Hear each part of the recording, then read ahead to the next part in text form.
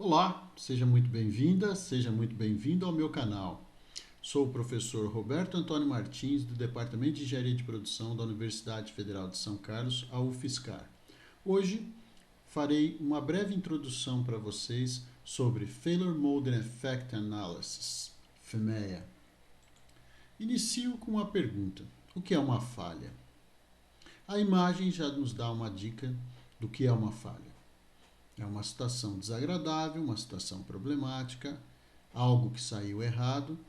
E geralmente nós, no senso comum, no dia a dia, se brinca muito que aconteceu uma falha por causa da lei de Murphy, que prevê as falhas da seguinte forma: se algo pode dar errado, tenha certeza que dará.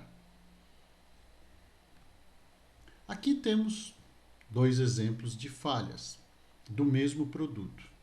À esquerda, o rompimento do corpo do lápis, à direita, a quebra da ponta do lápis. Eu pergunto para vocês, os efeitos dessas falhas são os mesmos? Ou seja, a ponta quebrada do lápis produz o mesmo efeito do que o corpo quebrado? Vamos pensar sobre a função principal do lápis, que é escrever, né, ou desenhar.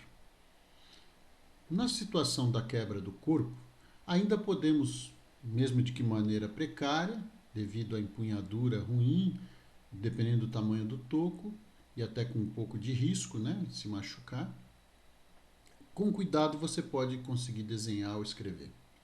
Já com a quebra da ponta, isso não é possível, porque cessou a função principal do produto.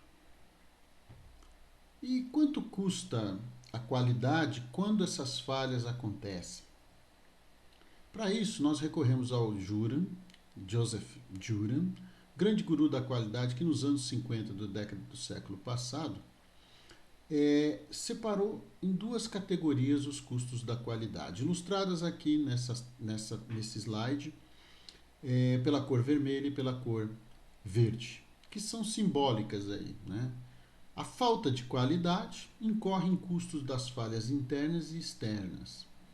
Faltando qualidade, tem falhas como refúgio, retrabalho, produtos que não servem mais, não conformidades, que não servem mais para o consumo.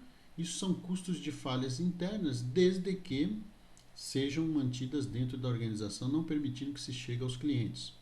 Quando os produtos chegam com falhas ou eles falham durante o uso nas mãos dos clientes, nós temos os custos das falhas externas.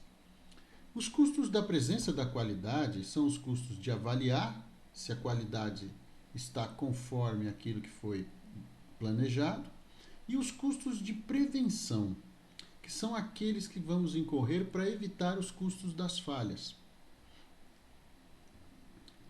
Como acham que a gente pode evitar as falhas? Qual seria uma boa abordagem para evitar as falhas? Seria prevenção, ou seja, gastar mais em custos de prevenção, evitando que aconteçam as falhas, principalmente as falhas externas, mas também as falhas internas. E aí a gente tem aqui nesse gráfico, ilustrando, né, como é importante a gente trabalhar para a prevenção. E quanto mais cedo, porque aqui no eixo X, no eixo horizontal, estão as fases, né, de concepção, de projeto, de teste e de uso ou campo, né? O produto já está disponível para o uso. Quando eu venho trabalhando mais cedo, eu consigo ter um custo, eixo vertical, eixo Y, um custo menor. E à medida em que eu vou, né, saindo da concepção e vou para o uso no campo, vai aumentando em 10 vezes o custo da melhoria. Então, quando você tem que mudar um produto porque ele está dando problema em recalls, falhas nas mãos dos clientes, né? Não, por exemplo, se esses lápis começam a quebrar excessivamente a ponta, isso tem muita reclamação, você tem que recolher os lápis, né? Trocar para os clientes. Isso tem um custo muito alto de mudança, porque os produtos já estão prontos, você já incorreu em custos e ele não vai faturar. Na concepção e no projeto, as mudanças são menores. Então, trabalhar com prevenção é mais barato e vai custar menos. Então, como vamos prevenir as falhas? Aplicando FMEA, né, cuja sigla está aí para vocês, Failure Mode and Effect Analysis, em português, análise dos modos de falhas e seus efeitos. Então, vamos analisar como das maneiras diferentes que um produto falha, dei um exemplo para vocês do lápis, e quais seus efeitos, também dei um exemplo. Né? Quebrar o corpo, continue escrevendo, quebrar a ponta, cessa a possibilidade de escrever. São modos de falhas, têm os seus efeitos, têm seus riscos, têm suas ocorrências e tem sua gravidade ou severidade de ocorrência. Qual é o objetivo de uma análise desse tipo? Prevenir a ocorrência de falhas e seus efeitos por meio do quê? Da identificação dos modos de falhas potenciais, suas causas e seus efeitos. Depois disso, a gente avalia os riscos de acontecer esses modos de falhas potenciais. Por fim, identificadas as causas potenciais, podemos propor ações para melhorar, que significa o quê? Extinguir ou reduzir ao máximo a probabilidade de ocorrência de uma falha e, consequentemente, dos seus efeitos. Um pouquinho de histórico aqui para a gente se posicionar. Então, logo após a Segunda Guerra Mundial, um procedimento militar, né, não chega a ser uma norma, é um procedimento, o 1629, chamado de FEMECA, foi as primeiras iniciativas de se utilizar essa ideia, prevenção da ocorrência de falhas através de uma análise sistemática, considerando seus riscos. Em seguida, isso se aprimorou, já era o FIMEA, foi utilizado intensamente no Programa Espacial dos Estados Unidos, que acabou culminando, né, com o sucesso de levar o homem à Lua, naturalmente, que não foi só o uso de FEMEA, foi também o uso, que fez com que se melhorassem espantosamente, né, as várias missões, os vários lançamentos da Apollo. Durante os anos 70, percebendo o potencial da ferramenta, a Ford Motor Company começa a utilizar nos seus projetos e nos seus processos. Em seguida, isso se dissemina pela indústria automobilística através do Automotive Industrial Action Group e, paralelamente a isso, também foi sendo disseminado em várias indústrias, com destaque aqui para a indústria eletroeletrônica. Os princípios da FIMEA são foco na prevenção e na melhoria do projeto e do processo. Então, com o objetivo de prevenir, eu vou melhorar projeto e processo. Vou usar também a FIMEA para melhorar os procedimentos de testes e controles, para melhorar a capacidade de detecção de falhas e dos seus efeitos. A gente também tem por princípio que as FEMEAs têm que ser selecionadas com avaliações de risco. Então, um princípio é a análise de risco, para que a gente possa fazer as ações de melhoria. Sempre manter simples os FEMEAs, e para isso vou dar algumas explicações para vocês. A ideia de manter simples, né, é que você pegue um produto complexo e não queira fazer um FEMEA detalhado dele inteiro. Imagine de uma aeronave, imagine de um automóvel, imagine do seu computador agora com que você está me vendo. O trabalho de equipe é um princípio essencial, porque várias perspectivas precisam estar juntas nessa análise, desde a perspectiva técnica, a perspectiva do desenvolvimento, da fabricação, da manutenção, da qualidade, de suprimentos, quando você tem muitos itens comprados, de vendas, de serviço de campo, de assistência técnica. Todas essas perspectivas são muito bem-vindas e enriquecem muito o trabalho de análise da FIMEA, um trabalho em equipe com esse com essa multidisciplinaridade de conhecimentos. Executar o FEMEA o mais cedo possível, já mostrei para vocês a vantagem em slides um pouquinho antes. A gente tem 4 tipos de FEMEA: o de sistema, o de produto, o de processo e o de máquina. Os nomes em inglês e as siglas que prevalecem geralmente, mesmo que a gente traduza, né, estão aí para vocês entre parênteses. Vamos olhar um pouquinho mais detalhes disso. O FEMEA de sistema ele pode tanto derivar um FEMED produto como um FEMED processo.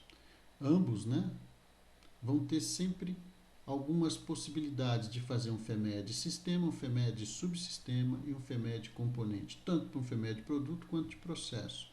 E o processo se pode fazer sistema, subsistema e componente na fabricação, né, nas operações de fabricação, nas operações de montagem. Também poderemos fazer instalação. E tem o FEMED máquina, que geralmente, principalmente para a FEMED fabricação, é muito importante. Vamos olhar aí com detalhes os quatro. O FEMED de sistema, SFMEA, é um nível de análise mais alto. Seria como eu tomasse um notebook, né? Eu tomasse o automóvel, eu tomasse um edifício. Então são o nível mais alto. Certamente mais complexo, mais difícil de trabalhar, né? Para esses tipos de sistemas é melhor a gente fazer o FEMEA o mais cedo possível lá no desenvolvimento.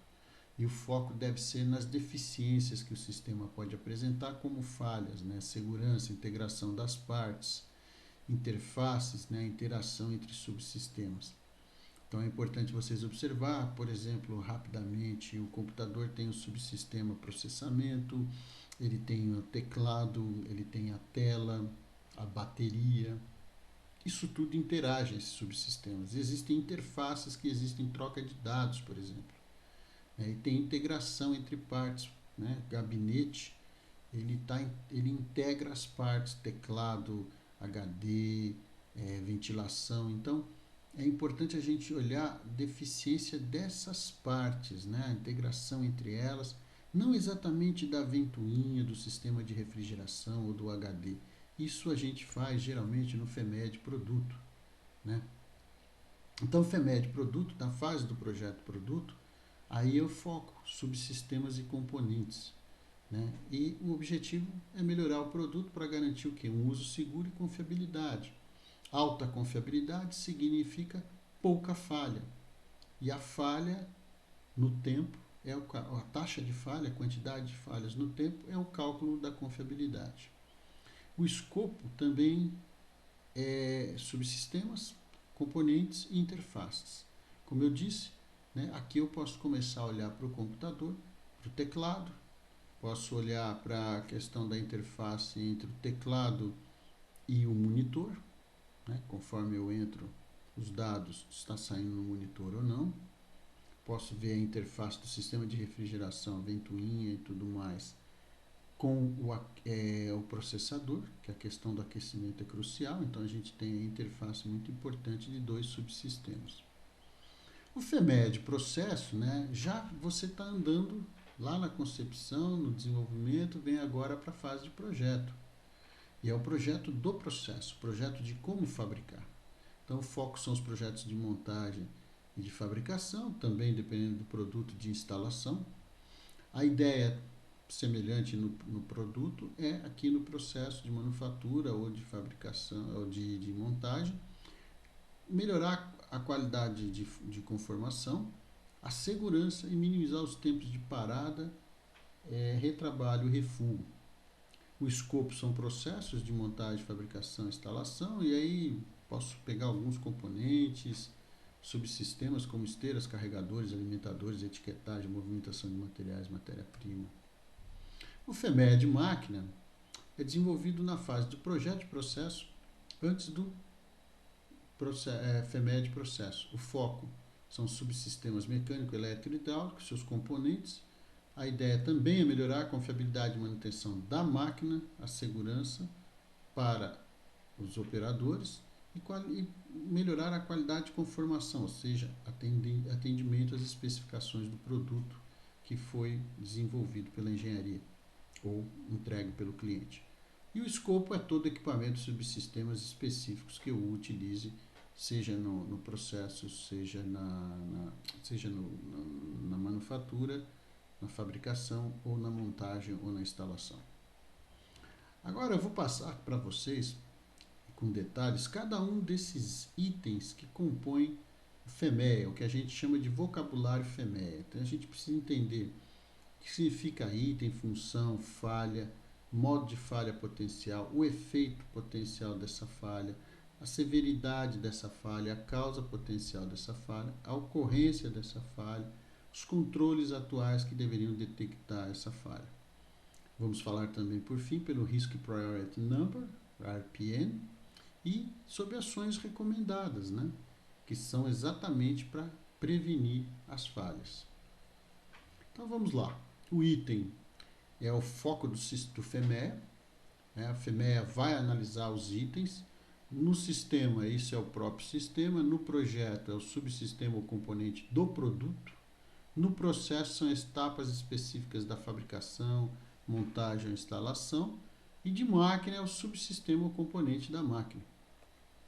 Então, o item, ele tem uma função, ou seja, ele tem uma tarefa ou finalidade. Então, o item pode ser sistema, produto, máquina, processo, subsistema, componente ou serviço. De agora em diante, eu vou chamar tudo isso de item. Então, o item tem uma função, tem uma finalidade. Isso a gente deve expressar de uma forma precisa com o uso de um verbo. Um verbo que deixe bem claro o desempenho da função, ou seja, o resultado da função. O que é que faz a ponta do lápis, o grafite? Escrever, desenhar, permitir escrita, permitir desenho. Então, escrever, desenhar. O desempenho que eu espero, escrita, desenho. Né? Então, expressar de forma precisa, evitar ambiguidades, evitar prolixo, porque senão começa a complicar agora o que segue. Qual é a falha? Se está bem esclarecido qual é o item e qual é a função, então a falha é a dificuldade desse item em realizar a função projetada. Escrever a função projetada para a tela do computador, neste momento, é reproduzir a imagem que chega através do sinal da internet para que você possa me ver. E o sistema de som para que você possa, nesse mesmo sinal processado pelo sistema, me ouvir. Né? Caso isso não aconteça, nós podemos ter uma falha impedindo que você me veja ou me ouça com sincronia das duas, da imagem e do som. Né? Isso impede a satisfação das necessidades suas de me assistir, de me ver, de aprender. Né? E a falha potencial conhecida, né, pode impedir ou prejudicar o uso do produto, né, a entrega do desempenho. Então eu posso ter, no caso, lá vocês viram do lápis, uma escrita prejudicada e no outro eu não consigo escrever. Então a falha impediu eu de escrever, no outro ela prejudica a escrita. Todo modo de falha toda falha tem um modo de falha potencial. Então é uma descrição, aqui é o que, né? E aqui é o como. A descrição física da maneira como o item a função do item deixará de funcionar ou funciona inadequadamente. Então eu vou descrever. O modo de falha é uma descrição da falha, como que ela bloqueia ou deixa funcionar de forma inadequada, precária, a função. Né? E aí eu tenho que descrever como que não atende às necessidades do cliente interno e externo, como não atende precariamente a essas mesmas necessidades, e pior, né? Quando eu tenho de uma maneira precária, ou às vezes eu não tenho, como que isso coloca em risco a segurança do cliente ou dos funcionários. Isso é muito importante, aqui a gente já introduz na descrição do modo de falha o risco. Né? Falha tem um efeito e como que é esse modo. Então, quando falha, causa alguma coisa. Então, o efeito potencial da falha é uma consequência dessa falha. Né? O item falhou, ou ele está com funcionamento precário, ou ele está com um funcionamento não previsto. Qual é a consequência disso? Então, o que, como que ele falha, não, o que ele falha, qual é a falha, depois como ele falha, e agora qual é a consequência da falha, em 3 níveis. Efeito local, imediato, né? O efeito no próximo nível. Então, por exemplo, a bateria do carro ela falha, então você tem um efeito no próximo nível, não funciona, não dá partida no motor, e tem um efeito no sistema que é você ficar sem a possibilidade de mobilidade. Então, a falha na bateria determina uma falha no sistema, né? E o efeito determina a severidade da falha potencial. Então, o efeito vai causar um dano se ele acontecer, né? A consequência.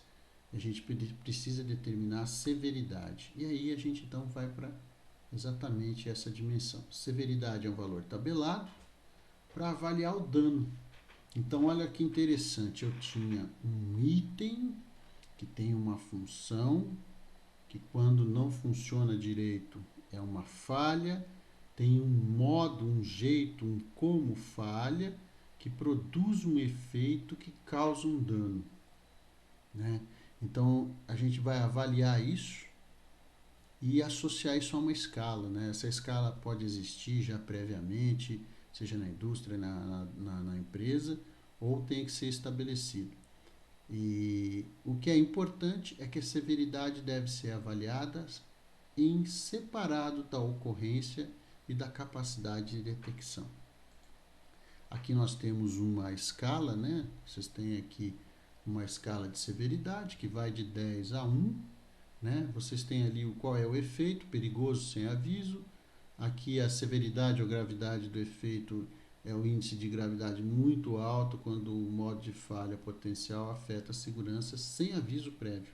Não há aviso nenhum, né? Então, por exemplo, alguns automóveis não há nenhum aviso que a bateria pode falhar. E aí ela falha e você não consegue ligar o seu automóvel. E aí tem um problema, depende de onde você estiver, o horário que for isso, de você conseguir um socorro para, pelo menos para te resgatar ou para trocar a bateria. Então isso, sem o aviso, ele tem uma potencialização. E aí, com aviso, e aí ele vai descendo nos índices. Observem que varia de 10 a 1, tá? A escala, onde 1 sem efeito perceptivo da falha. A causa potencial da falha é a razão por que esse item falhou, né? Não entregando a função principal ou entregando de maneira precária ou de uma maneira não prevista. Então, quem causa a falha é a causa potencial. Quem causa? É importante identificá-la, né? E ir à causa raiz. E isso precisa de perguntar por quê por várias vezes, geralmente 5 vezes. Porque você vai chegando nela. A solução rápida, sem chegar na causa raiz, pode não eliminar a falha, portanto, podem ter os efeitos indesejados acontecendo.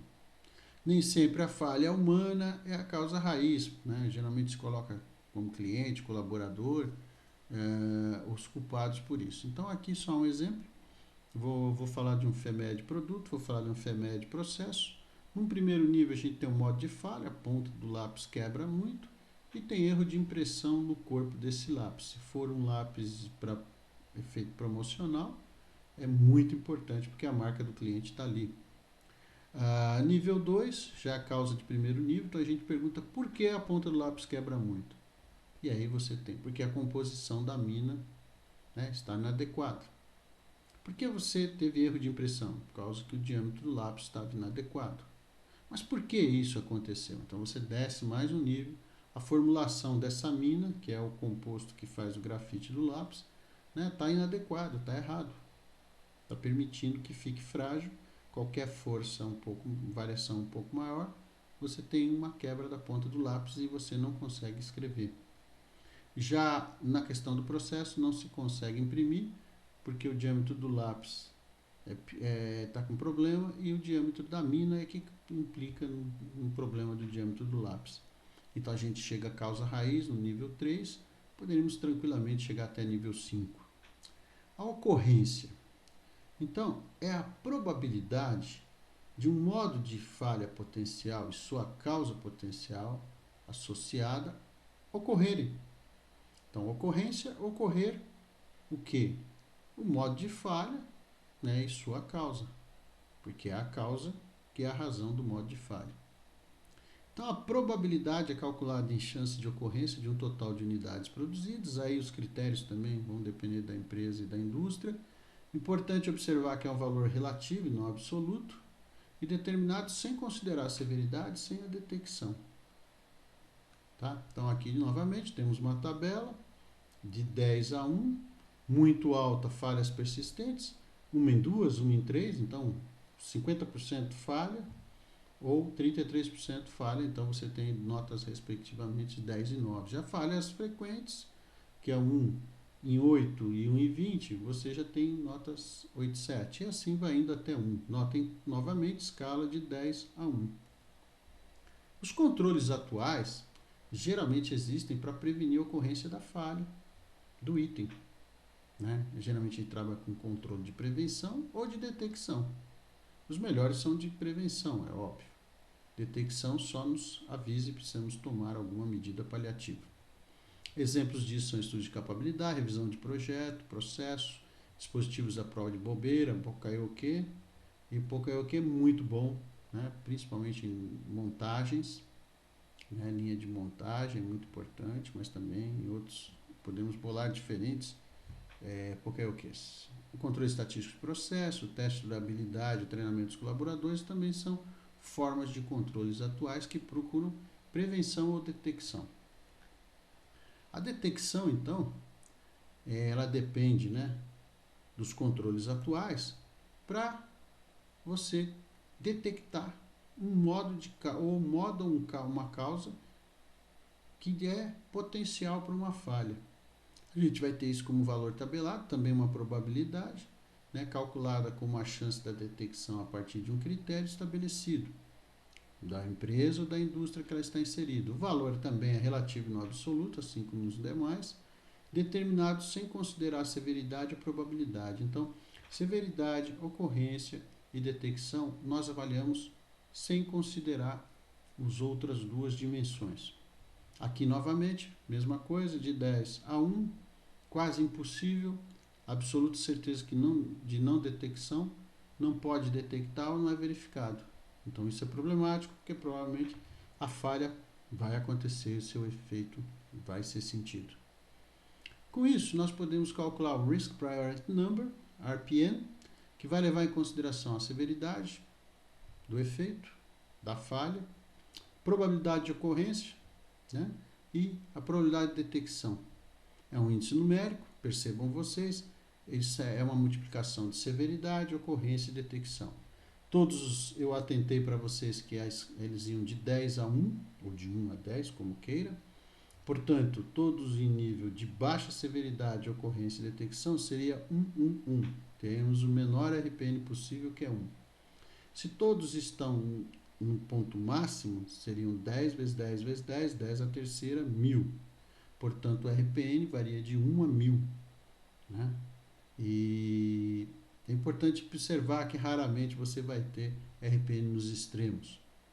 A ação recomendada para a gente fechar o nosso vocabulário são ações preventivas sobre as causas potenciais, para reduzir ou eliminar o risco associado. Ideia é de que sempre nós trabalhemos com eliminação, só que nem sempre isso é possível, mitigamos com uma redução das causas potenciais. Então, propor plano de ação para os modos de falha potencial de maior RPN. Então, geralmente a gente leva essa regrinha simples, maior RPN, né, por algum motivo ele apresentou os maiores itens, isso é relativo aos demais, e então ataquemos esse primeiro, porque o risco é Risk Priority Number, o número de risco prioritário. Então vamos propor ações para os maiores RPNs. Mas eu devo considerar também o custo de implantação disso, que muitas das vezes são proibitivos, não se pode fazer imediatamente após a análise FEMEA, porque não há recursos na empresa, há condições materiais. Podem ser recomendados mais de uma ação por uma mesma causa, e isso é interessante. Então, você pode ter uma causa, né, que que é a razão da falha, do efeito. E aí você precisa de duas ou mais, né, ações para atacar essa causa. Às vezes isso é porque ela é muito complicada, muito complexa. Você também tem ações que pode atacar mais de uma causa. E isso é muito interessante, é uma ação de grande potencial. Então, nesse caso, a gente precisa verificar nos dois casos aí, né? Os RPMs com cuidado, porque não é só o critério do maior RPM. Né? Então, de repente, uma ação que ataca várias causas, ela é muito interessante, né? Porque eu vou, de repente, ou mitigar ou bloquear o efeito indesejado, ou eu vou fazer isso para vários efeitos. Aqui um FEME de processo, de produto, bem simples, né? O item é um eixo. Isso aqui não está organizado na planilha, são só para exercitar o vocabulário.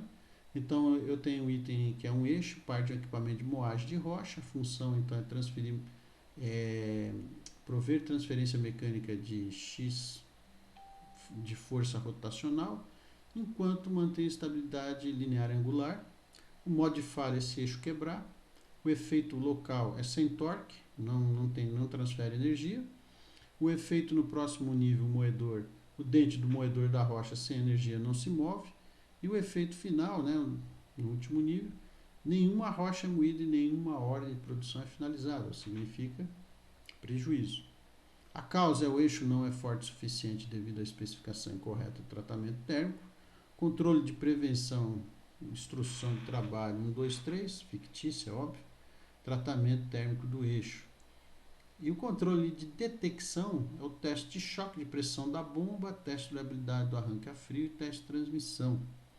E a ação recomendada aí no caso foi aumentar a resistência do eixo utilizando o padrão de tratamento técnico mais rigoroso. Já o FEME de processo, né, você tem como item aí, por exemplo, um anel ou ring, geralmente utilizado para vedação, né, usando pistola de lubrificante. Então você vai aplicar lubrificante nesse O-ring e vai montar ele. Né? A função é lubrificar o anel de O-ring com lubrificante ABC usando a instrução de trabalho XYZ, tudo fictício. O modo de falha é a lubrificação insuficiente, ou seja, não é colocado lubrificante e nós temos problema do que? O efeito local é fuga de gás na montagem, deixa dar vazar, e aí tem um potencial de lesão para o operador, muito perigoso. O efeito para o usuário final é o sistema inoperável em campo, ou seja, deixa de funcionar. A causa é a calibração da pistola de lubrificação incorretamente devido ao procedimento de calibração não ser seguido. Controle de prevenção. Os procedimentos de calibração da pistola de lubrificante, né? Isso vai nos dar a prevenção. E depois de detecção é a pressão no final da linha. A ação recomendada é usar um procedimento de calibração da pistola de lubrificação modificado, né? Do 1, 2, 3, 4, 5 modificado. E atualizar o plano de manutenção para calibrar a cada 1000 peças, né? Então agora trazendo aqui esses itens conectados, né? Há dois fluxos aqui, o de seta cheia, que é de 1 para muitos. Então um item tem muitas funções, pode ter muitos modos de falha e consequentemente tem muitas causas, né? Os modos de falha tem vários efeitos, então um modo de falha pode ter vários efeitos mais sérios, mas cada efeito deve ser analisada a severidade de cada efeito. As causas também podem ser muitas, né, e precisam de várias ações. Agora as causas têm, cada uma delas a gente tem que analisar uma a uma a sua ocorrência e verificar os controles de prevenção e detecção um a um, né? O RPN é a multiplicação dos 3. Então vocês percebam que não tem zero, né? Se tivesse, iria zerar. E o objetivo é reduzir os riscos a níveis aceitáveis. A gente utiliza muito a planilha FEME, uma planilha Excel, Google Planilhas, que não é o principal elemento FEME, mas é um documento para registrar as informações, né? Então é muito importante fazer os registros e é um documento que o grupo vai trabalhando. Né? Tem softwares para gerenciar, para propor a FEME, auxiliar, né? a fazer o FEME e depois gerenciar isso. É importante a gente atentar que as FEMEAs têm muito conhecimento. Então, é importante ter um repositório disso. Quer dizer, organizar essas planilhas, organizar uma forma de busca, de cadastro, né? Os softwares fazem isso bem, específicos. Porque há que se aprender com o que os outros fazem de certo e errado. Então, a prática de FIMEA, né, ela vai enriquecer se você tiver acesso ao trabalho de outros grupos e tiver uma reflexão do seu próprio trabalho. Então, é importante organizar isso, né? Para planilhas é mais crítico, com software é mais fácil. Aqui tem um exemplo de planilha FEMEA, né, para vocês terem uma ideia do formulário, mas eu prefiro esse aqui que já explica, né, como a gente vai preenchendo. Então, eu tenho o item, né, eu posso colocar ali item 1, qual o nome do componente, né, do caso é componente se for produto, se for processo, né, qual o nome dos processos. Então, você coloca lá o nome e começa agora a responder quais são as funções, características e requisitos. Né? Então, o que eu espero do lápis? Então, do lápis, escrever. Se eu pegar a mina é escrever também. Já o corpo, proteger a mina, e também tem outra função que é facilitar ergonomicamente a escrita. Então, o que pode sair errado, né? Se você não tem função, se tem função degradada, parcial, acabada, se tem função intermitente ou você tem função não intencional. Então eu vou colocando o número do item, nome do item e a função. Isso é fundamental ser feito nessa sequência. Não escrevam todos os nomes dos componentes nem todas as funções. Façam linha a linha. Por quê? Porque você pode já começar a fazer a análise das falhas, né? Então, qual é o modo, quais são os efeitos de uma falha dessas? Qual que é o modo em que falha? Descrever como é essa falha, né? Quais são suas causas? E aí vocês completam essas 3 colunas, modo, efeito, causa, né? E aí é importante que a gente comece agora a observar, né, a ocorrência, que é a frequência das falhas, né? Já podemos ter avaliado quão ruins, que é a severidade, né? E depois a ocorrência, com que frequência as causas ocorrem, e aí olharmos detecção, que são as respostas de como pode ser prevenido e como pode ser detectado. Então, quão o método é bom para isso, prevenção e detecção. Com isso, a gente já preencheu praticamente, né, a terceira coluna, a terceiro grupo de colunas, né, da planilha, e aí nós vamos recomendar a ação, né? Então, o que pode ser feito? Terá projeto, terá processo, controles especiais, alterações de normas e procedimentos. Então, é a ação corretiva. E depois tem uma parte do formulário que é a reflexão, a follow-up da ação, né? Foi feita, não foi feita. E uma nova avaliação de RPN. Isso é muito interessante para ver se o RPN caiu. Ou seja, nós não queremos 1000, que a gente quer que seja próximo de 1 ou 1. E com isso eu encerro essa introdução. Espero que tenha sido útil para você.